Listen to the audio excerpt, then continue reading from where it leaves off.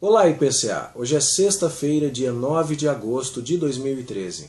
Estamos juntos há 432 dias lendo a Bíblia e hoje leremos os capítulos 9 e 10 do livro de Josué. Josué está nos contando a história da conquista da Terra Prometida, depois da morte de Moisés, quando este novo homem assume agora o comando das tropas do povo de Deus para iniciar a conquista da Terra de Canaã. Milagres são feitos, como a travessia do Jordão no tempo em que ele estava mais cheio, transbordando por suas ribanceiras, para que se fosse esclarecido que o Deus que esteve com Moisés estava com Josué e que haveria de cumprir as suas promessas na conquista da terra. O mesmo Deus que apareceu a Moisés aparece agora a Josué, apresenta-se como o príncipe dos exércitos do Senhor, recebe a adoração de Josué e assegura a Josué que a conquista da terra vai ser obtida pelo poder de Deus. Mediante a obediência às regras de Deus na batalha de Jericó, aquela fortificada cidade foi derrotada. Mas, logo na sequência, há um episódio de desobediência com Ai. E depois que o pecado é descoberto, tratado, expurgado, o povo volta a experimentar vitórias e volta a se consagrar a Deus naquela cerimônia entre os montes Ebal e Gerizim, que é relatada para nós no finalzinho do capítulo 8.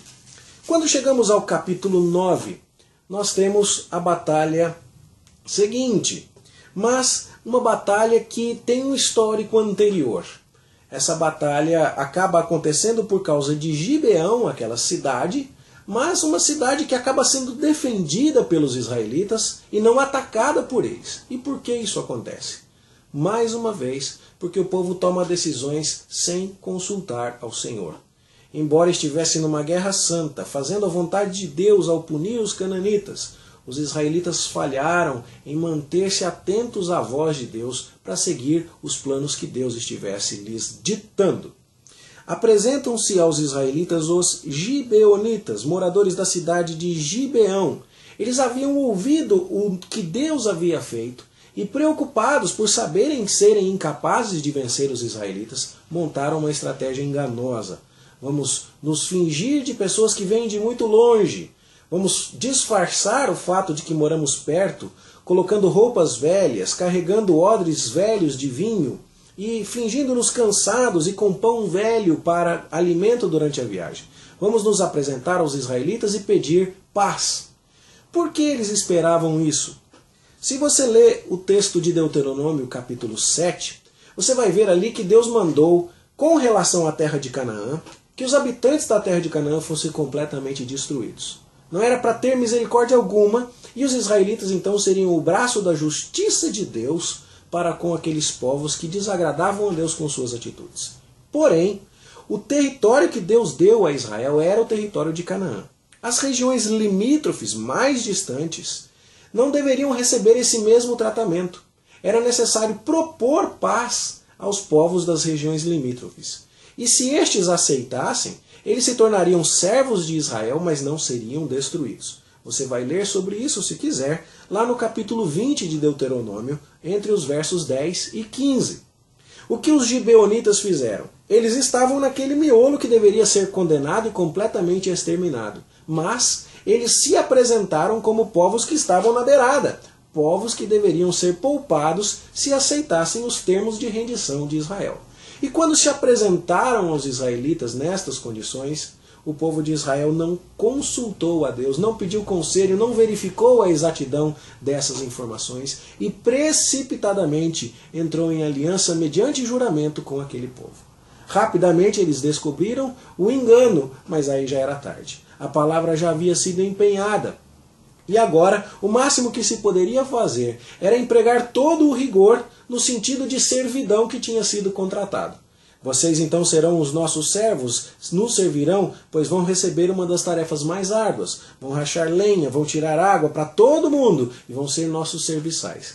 Mas não podia ser feito mais do que isso. O povo reclama contra os líderes porque sabe que a presença daquele povo que agora não podia ser exterminado ali no meio do território seria um problema estratégico, seria um impedimento com relação à grande conquista, estrategicamente falando, de toda a região central de Canaã de forma mais rápida e mais eficiente.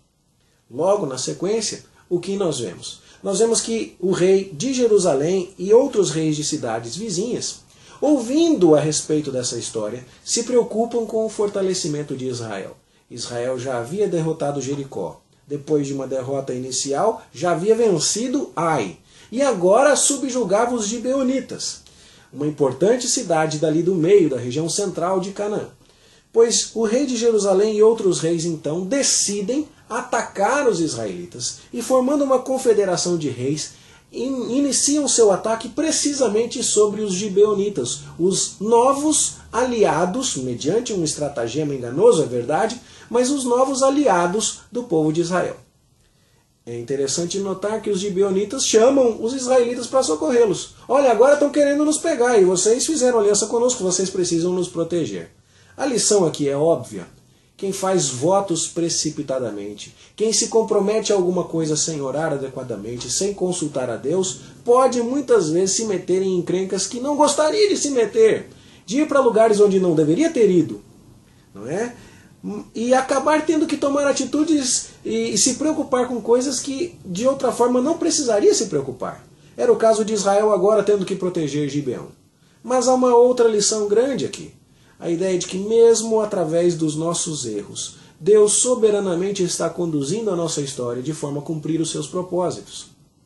E mesmo que seja condenável a atitude de Israel ao se comprometer com Gibeão, nós vemos aqui que esse compromisso acabou gerando ocasião para que Josué e os israelitas guerreassem com 5 nações de uma só vez ao proteger o território de Gibeão. E Deus, cumprindo suas promessas, maravilhosamente socorre o povo de Israel e faz com que eles obtenham uma estrondosa vitória.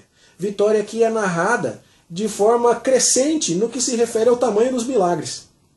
Provavelmente, o sol foi detido primeiro e choveu pedras depois.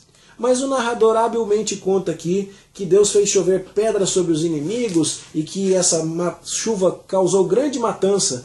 E também que mais tarde ele nos conta aqui que o sol foi detido no seu lugar e a lua também, para que houvesse tempo suficiente para que a batalha acontecesse e que os inimigos não obtivessem vantagem pelo fato de conhecer melhor o terreno do que os soldados de Israel. Deus pelejou por Israel e atendeu a oração de um homem, Josué, que do campo de batalha, recebendo a ajuda de Deus, controlava até mesmo o sol e a lua. Os reis inimigos são presos, são mortos, e isso para que seja testificado a todos que o ato de juízo de Deus sobre aqueles povos pagãos está sendo executado. Josué manda que os seus capitães coloquem o pé sobre o pescoço daqueles reis, para mostrar então a dominação do povo de Deus e o juízo que Deus está executando através do seu povo sobre aquelas nações que se recusam a temer ao Senhor. É notório aqui você perceber que os gibeonitas prestaram atenção em Deus e ainda que tivessem usado de um estratagema enganoso, acabaram se submetendo ao povo de Israel porque tinham prestado atenção, como nos diz o verso 9 do capítulo 9, na fama de Deus. Já os reis, liderados pelo rei de Jerusalém, Adonisedeque, como nos diz o capítulo 10, verso 1, tinham ouvido o que Josué havia feito e então se rebelaram contra Josué, não percebendo quem é que estava por trás de todas as vitórias de Josué. E então eles acabam sendo completamente derrotados. Não se rendendo ao poder de Deus, são executados agora pelo povo de Deus. O que nos faz entender, mais uma vez, que esta batalha aqui tem conotações simbólicas, tipológicas.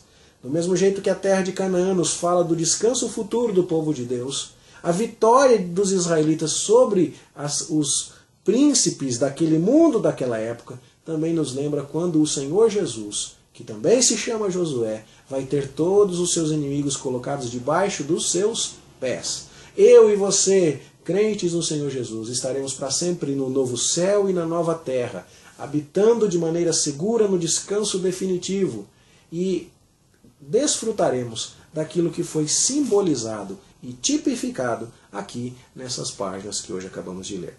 Há aqueles que leem isso entendendo apenas um Deus vingativo e sanguinário nas páginas do Antigo Testamento. A leitura de versos como o verso 37 do capítulo 10, quando fala que Josué executou a condenação de Deus contra aqueles povos. Ou a leitura do verso 40 do capítulo 10, que diz que tudo isso aconteceu como Deus tinha mandado, o Deus de Israel tinha mandado, nos ajuda a entender que o palco aqui é muito mais uma questão do juízo de Deus sobre o pecado da humanidade e a dádiva de Deus, do amoroso e misericordioso Deus para com o seu povo escolhido, a dádiva da terra, do descanso, mediante o fiel cumprimento de suas promessas, do que meramente uma questão de que lado Deus está ajudando numa guerrinha qualquer. É Deus mostrando que Ele abomina o pecado e que Ele abençoa o povo de quem Ele tem misericórdia. É hora de nós entendermos isso e entendermos que estamos numa guerra, caminhando para um descanso que será alcançado quando nos mantivermos fiéis ao nosso general, ao nosso Josué, o Senhor Jesus Cristo, aquele que venceu os inimigos por nós. E nesta vida, portanto, enquanto caminhamos na batalha, o que nos cabe? A lição que já aprendemos antes e que recobramos hoje. Vamos consultar a Deus nas nossas decisões. Vamos submeter os nossos planos ao Senhor. Vamos ouvir a sua voz. E vamos lutar, vamos viver as batalhas do dia a dia para a sua glória. Esta é a lição que aprendemos aqui. A partir do capítulo 11, que vamos ler amanhã, nós vamos ter uma série de vitórias e uma série de relatos militares com pouca movimentação ou poucas histórias que sejam conhecidas do povo evangélico em geral. Pode parecer que esta leitura seja um pouco monótona, mas ela vai ter importância crucial para que nós entendamos como foi que o povo de Israel tomou posse da terra prometida, se espalhou, como foi que as promessas de Deus se cumpriram. E então, através da leitura desses importantes capítulos, nós vamos entender a história do progresso do povo de Deus em Canaã. É muito interessante, por exemplo, que hoje nós vemos o povo de Deus lutando contra o rei de Jerusalém. Mas Jerusalém vai ser o quê? A sede do povo de Deus alguns séculos mais tarde. É exatamente neste momento, portanto, que Canaã começa a ser identificada como o território do povo de Deus. E essa é a base que vai nortear toda a história subsequente do Antigo Testamento. Portanto, ânimo! Ainda que tenhamos à frente alguns detalhes técnicos, vamos nos esforçar para compreender o sentido da mensagem bíblica, pois aqui estamos lançando a base de uma história que vai percorrer todas as páginas do Antigo Testamento, que queremos compreender para o nosso bem e para o nosso crescimento. Que Deus nos abençoe nessa leitura. Vamos orar? Senhor, te agradecemos por saber que o nosso general Jesus Cristo é vitorioso. E assim como Josué obteve vitórias e permitiu que o seu povo pisasse o pescoço do inimigo, nós também em Cristo veremos todo o mal derrotado. Sabemos e podemos ter toda a certeza de que um dia o nosso Senhor Jesus Cristo vencedor terá todos os seus inimigos debaixo dos seus pés e nós com eles teremos o nosso descanso definitivo. Consola o nosso coração nessa certeza e ensina-nos a confiar no nosso líder nos tempos de batalha que temos enfrentado. Ajuda-nos a submeter nossos planos e decisões a Ti. Ensina-nos nessa dependência, para que acertemos e assim sejamos vitoriosos. Nós te pedimos e agradecemos em nome do Senhor Jesus. Amém. Boa leitura para você e até amanhã, se Deus quiser.